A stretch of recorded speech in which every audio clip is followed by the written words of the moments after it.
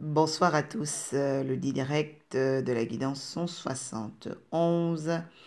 En cette date du 23 juillet sera bref, concis, pertinent et surtout ostentatoire. Ostentatoire par rapport à l'action des anges, au déblocage mental, à la suite des événements et à ce que Dieu va continuer de faire avec toi. Quelqu'un dit Dieu va continuer de faire avec moi au nom puissant et élevé de Christ.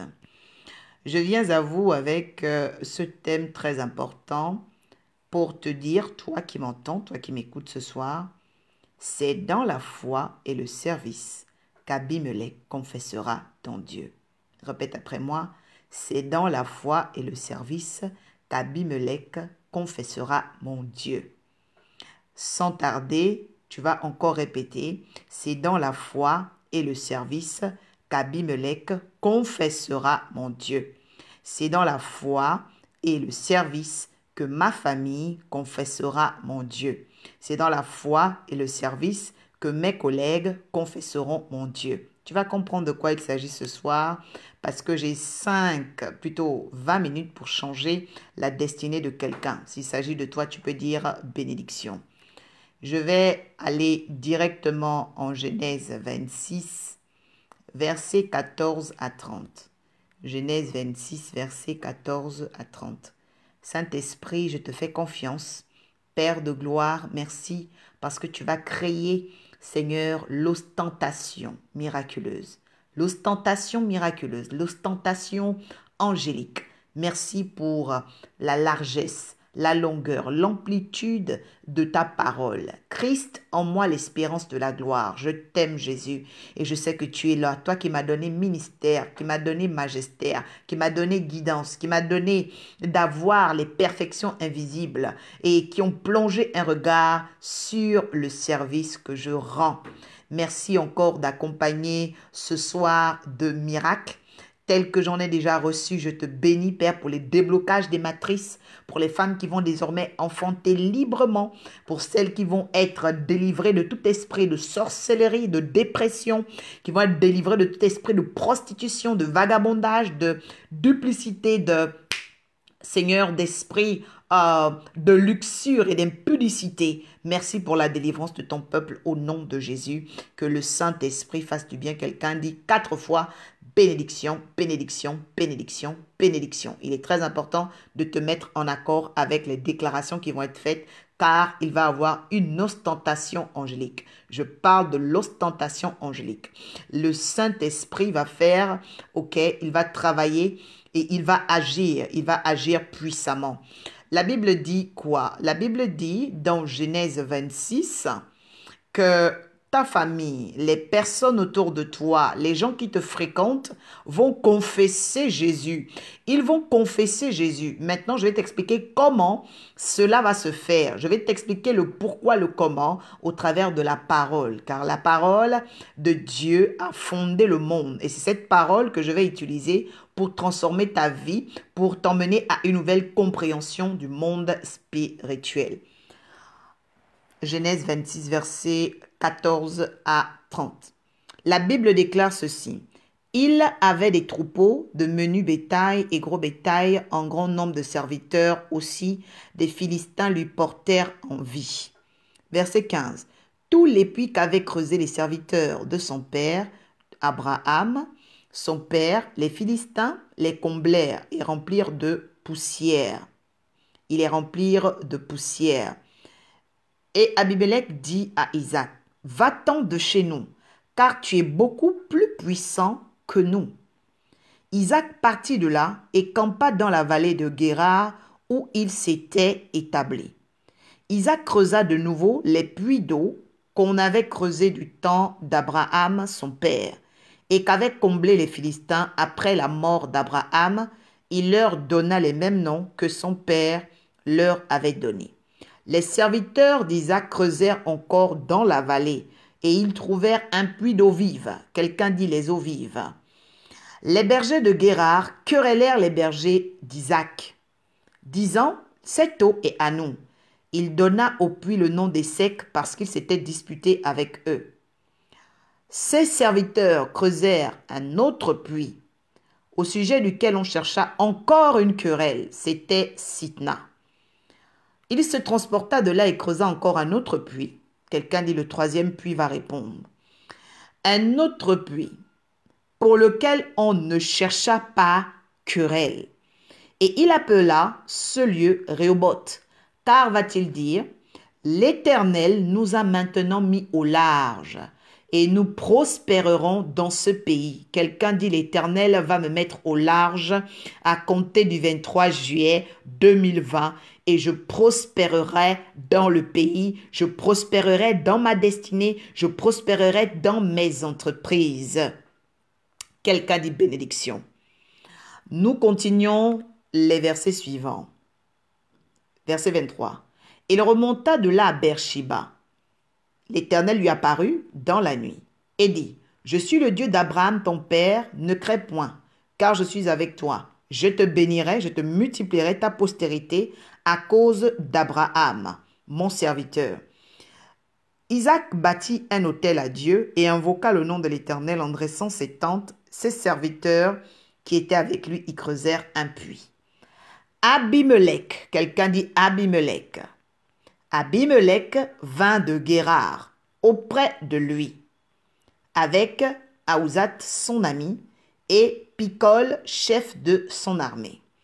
Isaac leur dit, « Pourquoi venez-vous vers moi, puisque vous me haïssez et que vous m'avez renvoyé de chez vous? » Quelqu'un dit, « Ceux qui me combattent s'approchent et s'apprêtent à revenir, s'expliquer. » Le verset 28 dit, « Ils répondirent, nous voyons que l'Éternel est avec toi.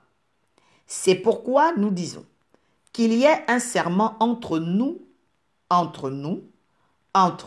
deux fois, et toi, que nous fassions alliance avec toi. » Verset 29. « Je jure que tu ne nous feras aucun mal. Tu ne nous feras aucun mal. De même, nous ne t'avons point maltraité, que nous t'avons fait seulement du bien et que nous t'avons laissé partir en paix.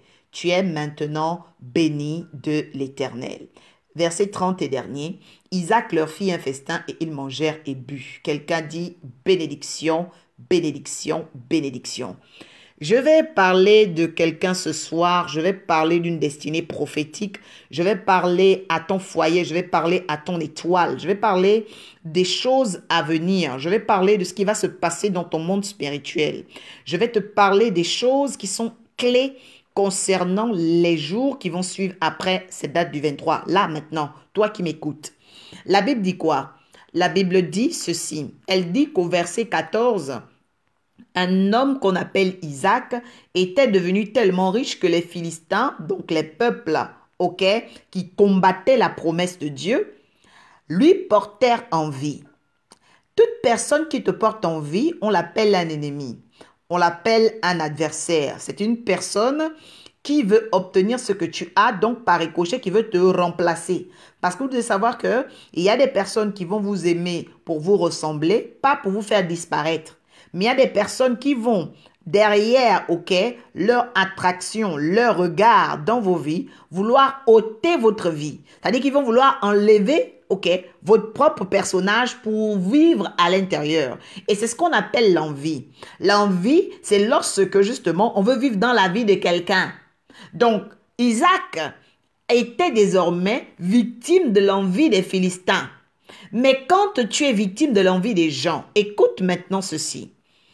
La Bible dit que, au verset 15, tous les puits qu'avait creusé le serviteur, les serviteurs de son père Abraham, de son temps, les mêmes Philistins le comblèrent. Je viens déjà dire à une personne que tous tes combats, toutes tes épreuves, toutes les barrières que tu peux remarquer dans ta vie viennent d'abord des limitations héréditaires.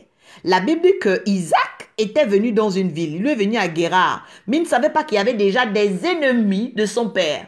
Comme toi, tu es là, tu ne sais pas qu'il y a déjà des ennemis, de ta destinée. Parce que les ennemis de ta destinée viennent des ennemis de ta propre mère. Viennent des ennemis que ton père n'a pas pu combattre. Viennent des ennemis que ta mère n'a pas pu vaincre. C'est pourquoi, dans une lignée, quand tu nais, Dieu te choisit comme la dîme de cette génération, la dîme de cette lignée pour toi maintenant, ok, faire les guerres que tes parents n'ont pas pu faire. C'est pourquoi Dieu a tant aimé le monde qu'il a envoyé son Fils. Car le Fils, va-t-il nous dire, ok, dans le psaume 127, les fils sont un héritage de l'Éternel. C'est-à-dire que quand on est fils, quand on est descendant, il faut savoir faire la lecture de sa vie pour briser les limitations héréditaires. Et je profite de la lucarne pour dire et proclamer sur ton étoile que toute limitation héréditaire est brisée ce soir au nom de Jésus. J'appelle l'huile, j'appelle la puissance, j'appelle l'onction du Saint-Esprit, celui par lequel Christ, qui donne ministère,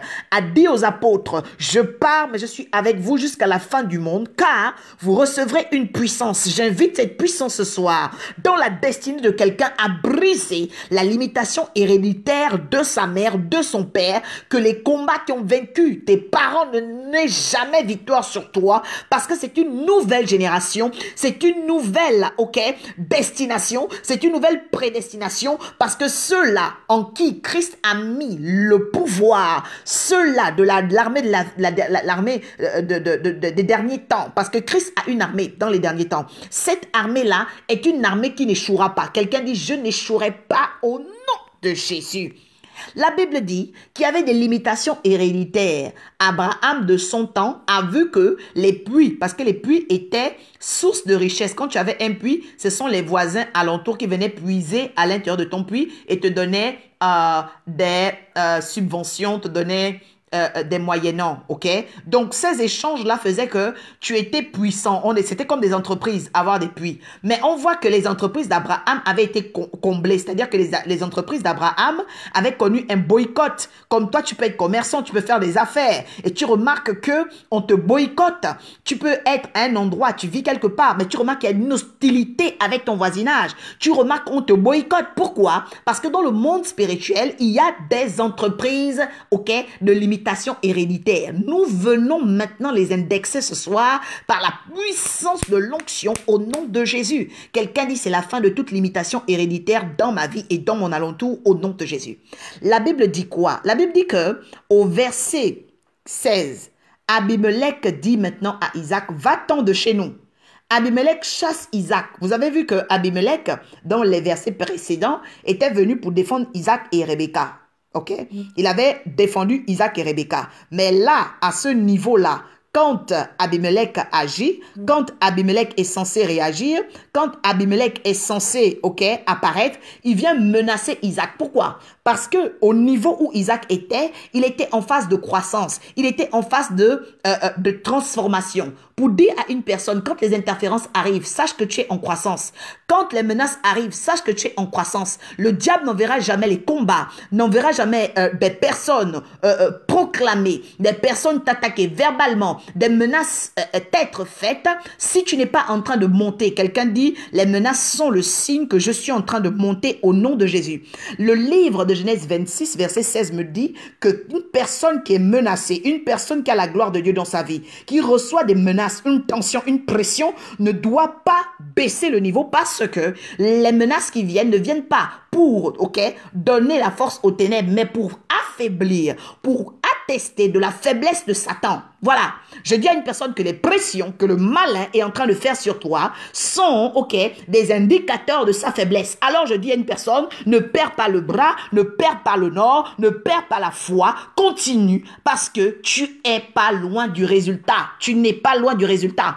La Bible dit quoi? La Bible dit que derrière les instances d'Abimelech, il s'est présenté combien de fois? Ne sachant plus, il voulait simplement que Isaac quitte ce lieu, qu'Isaac parte, parce que pour lui, Isaac était devenu beaucoup plus puissant qu'eux. Lui, Abimelech était le représentant auquel des Chaldéens, représentant des adorateurs, des adorateurs de la malédiction. Eux, ils étaient polythéistes, ils n'étaient pas monothéistes, parce que les polythéistes sont des paganistes, voilà, des personnes qui adorent plusieurs dieux. Et donc, nous remarquons quoi? Nous remarquons bénédiction, Nat de Sion. Merci de partager, parce que ce soir, le Seigneur va beaucoup toucher. Bénédiction, Marilyn, Sterling, Dimitri. La Bible dit quoi? Au verset 17. Isaac partit de là et campa. Écoutez, hein, écoutez bien. Abimelech menace. Et donc, Isaac fait quoi? Il va camper. Camper, ça veut dire qu'il va se cacher. Il n'est pas parti, mais il va se cacher. Il y a des temps où, à cause de certaines pressions, tu dois aller te cacher dans une vallée. Et donc là, il quitte, ok, Guérard, la ville, maintenant il va dans la vallée. Et quand il va dans la vallée pour se cacher, il va s'établir là-bas. Mais quand il remarque qu'il va se cacher, il remarque quand même que malgré le fait qu'il se cache, je dis à une personne ici qui dit, bon, en fait, dans la foi, il faut apprendre à diminuer ses espérances. Même si tu diminues tes espérances, ça ne changera pas tes combats. Il y a des personnes qui disent, ah oui, dans la vie, faut pas trop chercher un homme important. C'est pas parce que tu prends un homme pauvre que tu ne souffriras pas, parce que les hommes sont pareils. C'est pas parce que tu prends une femme pauvre que tu ne souffriras pas. Je dis à une personne que quand on a l'homme de sa destinée ou la femme de sa destinée, il faut savoir se battre jusqu'au bout. Parce que ce n'est pas l'homme pauvre qui va simplifier ta vie, ce n'est pas aussi l'homme riche qui va simplifier ta vie. La personne qui va simplifier ta vie, c'est toi-même par ta foi. Ce n'est pas le pays où tu vas partir qui va simplifier ta vie. Il y a beaucoup de personnes qui fuient leur destinée, qui fuient, ok, ce que Dieu met sur eux parce qu'ils ont peur des combats, ils ont peur de l'affront. Je dis à une personne, cette fois-ci, tu vas affronter ta destinée parce que Christ t'a choisi. Quelqu'un dit, je n'échouerai pas au nom de Jésus. La Bible dit quoi? La Bible dit que il est allé camper. Même en allant camper, je dis à une personne, même quand tu vas aller te cacher, les combats vont te suivre parce que c'est toi qui dois régler cette situation. Quelqu'un parle en esprit, quelqu'un répond à l'esprit et dit, Seigneur, me voici, je ne me cacherai plus. La Bible dit quoi? La Bible dit que tellement Isaac voulait aller camper, il voulait se cacher. L'esprit ne l'a pas laissé tranquille parce que quand Dieu veut te bénir, il faut que tu te battes. Oui. Laisse-moi t'annoncer ce soir, futur leader en Christ, futur pasteur, futur, ok, marié, futur homme, ok, homme d'église, femme d'entreprise, créatrice, créateur, toi qui veux une grande destinée, toi qui veux faire des grandes choses, toi qui es appelé à de grandes choses avec Dieu, laisse-moi te dire que l'esprit ne te laissera pas tranquille.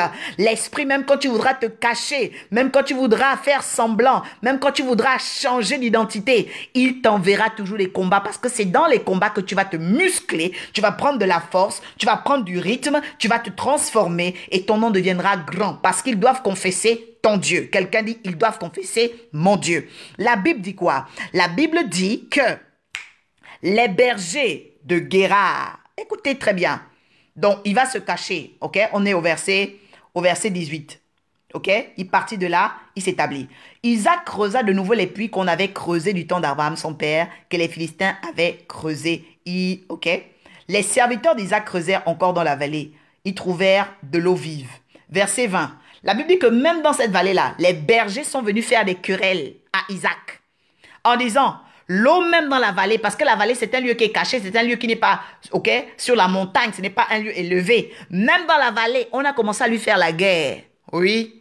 L'esprit n'a pas laissé Isaac tranquille. Même quand Isaac voulait se cacher, on a continué à faire la guerre à Isaac. Pour dire à une personne, même si tu habites dans le quartier le plus pourri, mieux vaut habiter dans le quartier de luxe parce que même les pauvres font la guerre aux pauvres. Même les riches font la guerre aux riches. Donc à chaque niveau, à chaque palier, à chaque étape, à chaque dimension de l'ascension, il y a des combats que tu ne peux pas fuir. Quelqu'un dit, c'est le temps d'assumer ma destinée. Je n'échouerai plus au nom de Jésus. Tu ne peux pas. Il y a des personnes qui disent, oui, faut quitter cet homme. Pourquoi tu vas quitter cet homme? Oui, parce qu'il aime trop les femmes. Oui, parce qu'il a 10 copines. Non, ce n'est pas le temps où on fuit la compétition. C'est le temps où on se bat. Et elle va te dire, oui, mais laisse cette fille. Cette fille aime trop les hommes. Cette fille a trop de copains. Oui, on ne fuit pas la compétition. C'est le temps où on se bat. Je suis venu parler à une personne qui est, ok, le choix de Dieu. Une personne qui est sélectionnée par Dieu, qui est au milieu d'une grande compétition. Une compétition de travail, une compétition de famille. Ton père a fait beaucoup d'enfants. Tu ne sais pas comment sortir ta tête. Laisse-moi te dire que ta tête sortira parce que ta place n'est pas dans la vallée. Tu dois assumer ta destinée. Oh, je pense qu'une personne qui brille va commencer à partager. Tu ne peux pas abandonner ton mariage. Tu ne peux pas abandonner tes études. Tu ne peux pas abandonner le rythme avec lequel ton étoile vient. Parce que quand ton étoile vient, elle vient avec une vaporisation. Donc tu dois assumer. Tu dois porter. Tu dois te dire que je n'abandonnerai pas. La Bible dit quoi? La Bible dit que au verset, merci Saint-Esprit, 20, les bergers vont quand même combattre dans la vallée. Et il va donner le nom des secs, car dit-il, on s'est disputé avec moi. Alors il va encore creuser ailleurs. Il va creuser ailleurs. Là-bas aussi, verset 21. Sitna, ok? On lui cherchait encore querelle. Vous voyez que tellement il y avait des problèmes, il se déplaçait. Maintenant, qu'est-ce qui se passe? Il se transportait encore de là, il creusait un autre puits. Quelqu'un dit, je ne m'arrêterai pas. Je ne m'arrêterai pas. C'est pourquoi je parle de la foi et le service. Regardez le service d'Isaac. Isaac était conscient qu'il était descendant d'Abraham. Il était fils d'Abraham. Il avait déjà conscience de la relaxe parce qu'il a eu ses premiers enfants, jumeaux, Jacob et Ésaü, après 20 ans de mariage. Donc c'est un homme qui a connu la frustration.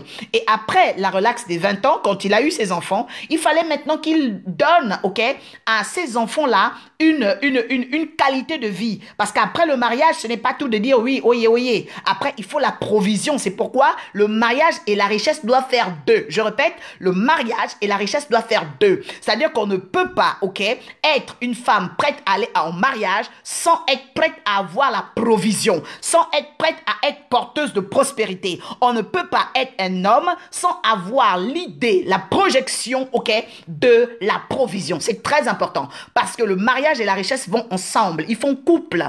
Et je dis encore à une personne ce soir qui a croisé l'oracle que quelque chose va se passer ce samedi 25. C'est pourquoi je t'invite à partager avec ta famille, les personnes qui sont ici à Bordeaux, les personnes qui sont en France, le programme qui va se faire samedi 25 à l'hôtel Kyriade de Bègle à Bordeaux. C'est très urgent, je vous dis, parce que des destinées doivent rentrer dans, ok, la double portion que le Seigneur nous réserve dans l'héritage d'Abraham et l'héritage de Christ.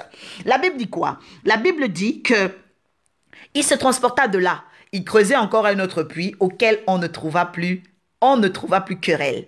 Je dis à une personne, pourquoi Isaac trouve-t-il un troisième puits? Parce que il a déjà servi deux autres puits. Il a servi deux autres puits. Il a combattu deux autres puits. Il a voulu fuir les menaces, mais il a pris conscience que on doit toujours creuser. Je dis à une personne, avec le Seigneur, creuse encore, creuse encore. Creuser, c'est le combat spirituel. Creuser, ce sont tes offrandes. Creuser, ce sont tes autels. Creuse encore. Nous sommes dans un temps où on ne peut plus s'arrêter. Je vous dis qu'en ce moment, les prières ne s'arrêtent pas. Le jeûne ne s'arrête pas. La consécration ne s'arrête pas. Pourquoi? Parce que la chose la plus puissante au monde, c'est l'amour. La Bible dit que même si j'ai la connaissance, si j'ai l'amour, je ne suis pas entier, je ne suis pas parfait. C'est pourquoi le Seigneur dit qu'il y a trois choses qui demeurent. La foi, l'amour et l'espérance. Je répète, la foi, l'amour et l'espérance. Isaac était tellement rempli de foi, rempli d'amour, ok, qu'il servait Dieu avec espérance. Le service, c'est l'espérance. Le service, ok, t'emmène à toujours comprendre que ton espérance doit devenir une évidence. L'évidence, c'est que Rehoboth est là. Alors, qu'est-ce qu'il va dire? Il va dire, maintenant l'Éternel nous met au large. Je dis à une personne, quand Dieu te met au large, tu le sais. Quand Dieu commence à te mettre au large, tu le sais. Pourquoi? Parce que tu as déjà l'expérience des querelles, tu as déjà l'expérience des bagarres, tu as déjà l'expérience de l'humiliation, tu as déjà l'expérience du rejet. C'est pourquoi je dis à une personne, c'est très important de connaître le rejet, de connaître, ok, l'humiliation, de connaître la tempête pour mieux apprécier la paix. Pour mieux apprécier la paix.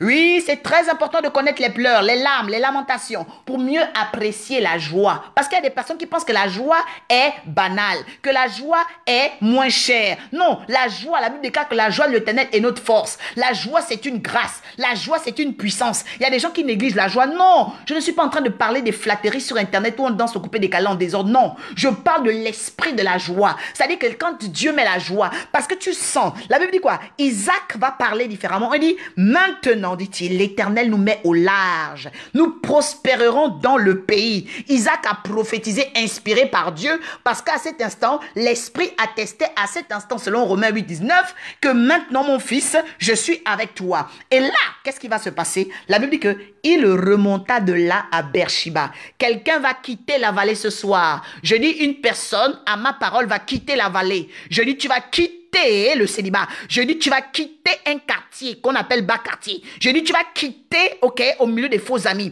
Je dis, tu vas quitter, ok, la petite foi. Tu vas monter dans une foi ascensionnelle. Je dis, tu vas quitter les ténèbres à ma parole. Je dis, tu vas quitter du milieu d'eux. Et je prophétise encore par la parole de Christ. Sors du milieu d'eux au nom puissant élevé de Christ et positionne-toi au-dessus. La Bible dit au verset 23, il remonta parce qu'il était descendu. Comme Jésus est descendu descendu aux enfers. Mais il y a des descentes qui ne sont pas normales. Il y a des descentes qui ont la valeur, la plus-value. Parce que nous sortons de là avec la clé. Jésus est parti aux enfers, il est remonté avec les clés. Pour que toi et moi, on l'adore. Pour que toi et moi, nous soyons sûrs que celui que nous suivons n'est pas un improviste. Jésus n'est pas un improviseur. Non, non, non, non. Jésus est expérimenté. Jésus a connu lui-même, ok? Échec et Sitna. C'est pourquoi au 3e jour, il a ressuscité. La Bible dit que Jésus a connu l'humiliation. On a craché sur lui. Jésus a tout eu. Donc quand tu es attaqué, rappelle-toi des douleurs de Jésus. Quand tu es insulté, rappelle-toi des douleurs de Jésus. Mais espère toujours, oui, parce qu'après la foi, après l'amour, il y a l'espérance. Espère toujours au 3e jour. Le 3e jour, c'est quoi? C'est le jour de ta résurrection. Le 3e jour, c'est quoi? C'est le jour de ta rédemption. Le 3e jour, c'est quoi? C'est le jour où Dieu te met au large. Je dis à une personne que le samedi 25 juillet, Dieu va mettre quelqu'un au large. Si c'est toi, tu dis c'est moi au nom de Jésus. Je dis Dieu va mettre au large. La Bible dit quoi? La Bible dit que le verset 24 maintenant, l'Éternel lui apparut. Je dis l'Éternel va apparaître à certaines personnes. Oh, j'appelle l'esprit de la connaissance. Pourquoi l'Éternel apparaît? Nous remarquons dans Genèse, Dieu apparaît beaucoup. Mais en fait, pourquoi l'Éternel apparaît? Parce qu'on ne peut aimer que celui qu'on connaît. Je répète, on ne peut aimer que celui qu'on connaît. Donc l'Éternel se révélait aux hommes pour que les hommes le connaissent. Quand Christ est venu vers moi, parce que, pardon, l'Éternel est d'abord venu vers moi. Après l'Éternel, c'était Christ. Et quand Christ est venu là récemment dans ma vie, j'ai pris une nouvelle dimension de connaissance de Christ. La révélation christique est montée. Pourquoi? Parce que quand Christ se révèle à toi, c'est pour que ton amour en lui grandisse, ta foi, ok, s'élargisse, ton espérance devienne exponentielle. Je dis à une personne que ton espérance va devenir une évidence. Évidence parce que tu vas changer. Évidence parce que les gens vont commencer à témoigner. La Bible dit quoi? L'Éternel lui apparut dans la nuit. Il dit, je suis le Dieu d'Abraham, ton père.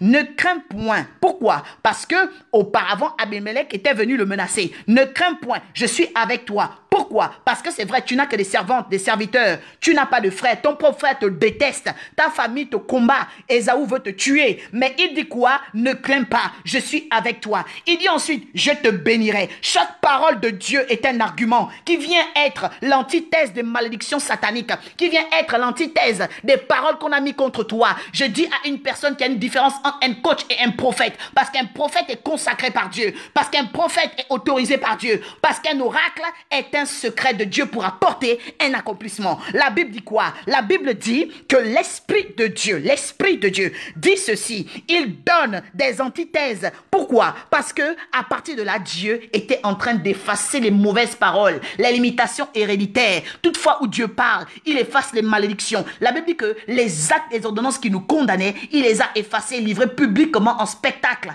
afin que nous triomphons d'elle à cause de la croix de Christ. La Bible dit quoi? La Bible dit que nous ne craignons pas. Il dit ne crains point, ne crains point. Oui, tu es attaqué, Abimelech t'attaque, mais n'aie point crainte. Après il dit, je suis avec toi. Tu n'es pas seul. Non, non, non, tu n'es pas seul. Quelqu'un dit, je ne suis pas seul.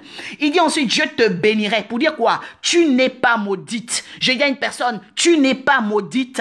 Ôte de cela de ta tête, tu n'es pas maudite. Je dis, tu n'es pas maudite parce que quand un oracle t'a béni, quand Dieu t'a béni, personne ne peut te maudire. Et je dis aussi à une personne, si la malédiction avec cause a des effets, la bénédiction avec cause aussi a des effets. Oui, je te bénis avec une cause. La cause, c'est la parole. Car la Bible me dit que le monde a été fondé par la parole de Dieu. J'ai le droit de bénir. Il y a une onction de bénédiction. Je dis ce soir, j'ai le pouvoir de bénir. Et je veux bénir une personne qui croit dans son cœur que Christ est ressuscité des morts. Je veux bénir une personne qui croit que Christ est capable de changer sa vie. Je veux bénir une personne qui croit que le monde a été créé par la parole de Dieu. Quelqu'un dit, je reçois la bénédiction au nom de Jésus. La Bible dit quoi? Saisi par la foi, saisi par la foi. La Bible dit quoi? La Bible dit que Abraham, oh mon Dieu, le Dieu d'Abraham est bon. Isaac, il hérite du Dieu d'Abraham. Et quand il hérite du Dieu d'Abraham, qu'est-ce qui va se passer? La Bible dit, après qu'il le bénisse, il dit, je te multiplierai. Je dis à une personne, après la bénédiction, il y a toujours la multiplication. Il dit, je te multiplierai, je te multiplierai, je te multiplierai. C'est-à-dire que ce qui se passe dans ta vie, ok, va commencer à éclore, va commencer à éclore. Tu vas avoir un témoignage. Je dis que Dieu va faire des choses incroyables pendant cette saison. La Bible dit quoi? À cause d'Abraham. Je dis qu'à cause d'Abraham, père de la foi, à cause de Christ, sacrifice de rédemption, nous avons le droit de réclamer et nous réclamons parce que nous savons que celui qui a fait la promesse est fidèle. Verset 25, la Bible dit, il bâtit là un autel. Il bâtit là un autel. Il invoqua le nom de l'Éternel, il dressa sa tente, les serviteurs, ok, d'Isaac et creusèrent un puits. Je dis à une personne, si tu veux être béni par ce message, envoie une semence. Je répète, si tu veux être béni par ce message, envoie une semence. C'est très important. Pourquoi? Parce que nous sommes dans un temps où ceux qui comprendront le pouvoir de la semence recevront, ok, la plénitude de la foi, ok, attestée par leur action. La Bible dit quoi? La Bible dit que il bâtit là un autel, il invoqua le nom de l'Éternel et dressa la tente. Ses serviteurs Isaac et creusèrent un puits. Regardez, on l'a combattu à cause de 2 autres puits. Il a eu un 3e puits. Quand Dieu lui apparaît, Dieu lui dit encore quoi? Je vais te bénir et je vais te multiplier. La multiplication a eu lieu automatiquement après l'autel. Je dis à une personne que quand tu connais le mystère de l'autel, la multiplication de Dieu devient surnaturelle. La Bible dit quoi? À partir de là, il dressa sa tente. Parce que la tente, c'est la protection, c'est une enveloppe. L'autel te permet d'être protégé, d'être sécurisé. Toi et ta famille, c'est très très important ce que je suis en train de dire. Sécuriser toi et ton mariage, sécuriser toi et ton programme, sécuriser toi et ta destinée. Ensuite, regardez maintenant après qu'il élève l'autel. Regardez maintenant ce qui se passe. La Bible dit que Abimelech vint de Guérar auprès de lui. Le même qui avait menacé, le même qui avait dit à Isaac, va-t'en, nous te chassons. Alors il va revenir maintenant vers Isaac et il vient avec qui? Il vient avec son ami. Et il vient aussi avec le chef de son armée. Pourquoi? Ils viennent maintenant en artillerie. Ils viennent maintenant en assemblée. Pourquoi? Parce qu'ils savent que Isaac n'est pas seul. Pourquoi? Parce que l'Éternel lui est apparu. Je dis à une personne qui s'est dit, mais j'ai trop de combats. Mais c'est normal. C'est normal que tu aies trop de combats. Quand on a Dieu, c'est toi qui ne comprends pas le surnaturel. On a une armée. Et comme les sorciers savent que tu n'es pas seul, eux quand ils viennent aussi gros. Eux s'ils viennent beaucoup. Eux s'ils viennent en nombre. Pourquoi? Parce qu'ils ont peur. Ils voient ton corps seul. Mais dans le surnaturel, ils savent que tu es armé. Il y a beaucoup d'armées autour de toi. La Bible dit quoi? La Bible dit que Abimelech revient. Maintenant, écoutez ce qu'il va dire. Isaac dit, mais pourquoi venez-vous vers moi puisque vous me haïssez? Effectivement, il avait chassé. Il y a des gens qui t'ont chassé. Il y a des gens qui t'ont haï. Il y a des gens qui t'ont rejeté. Je ne sais pas le nombre de fois, mais je suis en train d'annoncer, à compter de ce soir, du 23, un retour immédiat, un retour rapide. J'appelle l'onction de retour rapide de toute personne qui t'a rejeté, qui t'a insulté, qui t'a mis à part. J'appelle l'onction d'inclinaison. J'appelle l'onction. La Bible déclare que les cœurs des rois sont un courant d'eau entre les mains de l'Éternel. Il les incline où il veut. Pourquoi? Parce que Dieu va incliner cette saison-là Abimelech. Je dis, Dieu va incliner cette saison Abimelech et les verrous de fer seront brisés. Les langues sataniques seront brisées. Les limitations héréditaires seront brisées au nom puissant élevé de Christ. La Bible dit quoi? Qu'Abimelech là va venir avec son artillerie et là maintenant, il va répondre. Il dit, nous voyons. Je dis à une personne que les sorciers te voient.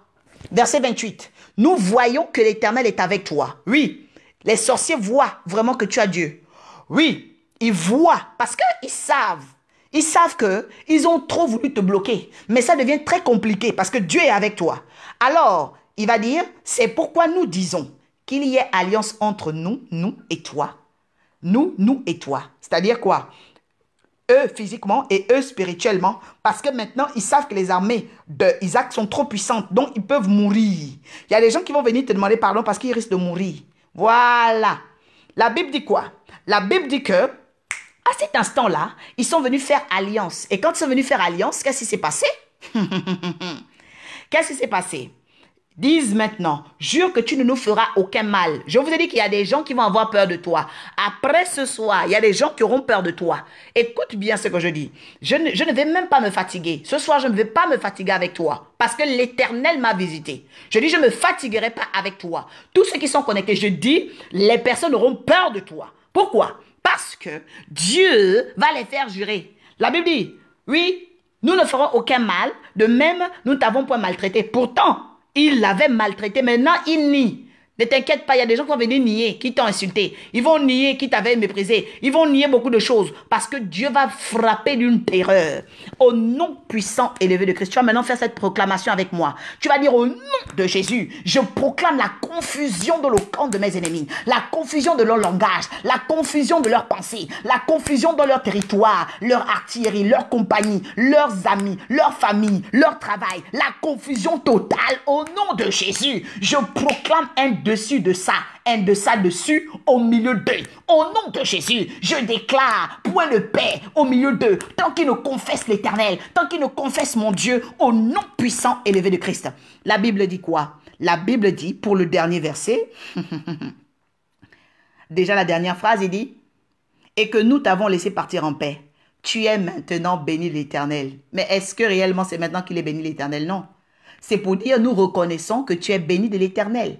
Parce que après l'apparition de Dieu, deuxième fois, il a fait un autel. C'est pourquoi je dis à une personne d'envoyer sa semence. Le Seigneur ordonne que tu envoies ta semence. C'est un ordre.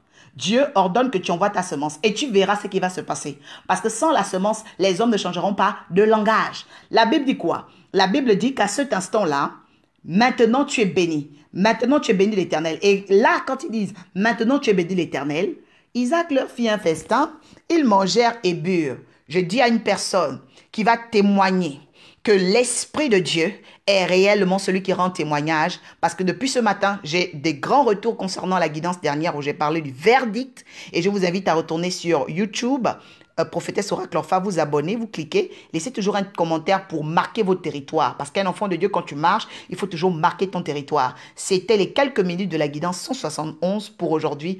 Annoncer à une personne, Abimelech confessera ton Dieu par la foi et le service. Deviens Isaac, bâtis, creuse, travaille, bats-toi, n'abandonne pas, va jusqu'au bout et que l'Éternel t'accompagne. À très bientôt. C'était la prophétesse Oracle Orpha, présidente de l'Académie de la guidance ascensionnelle et ambassadrice de paix dans l'ambassade de l'Arche de la Nouvelle Alliance. Que le Seigneur continue son œuvre parfaite, que tout honneur revienne à Christ. Je vous aime de l'amour du Seigneur. Merci de faire large diffusion de ce direct béni qui vous a aussi béni. Parce que quand tu es béni, c'est pour bénir les autres. À très bientôt. Excellente soirée. À bientôt. Bénédiction.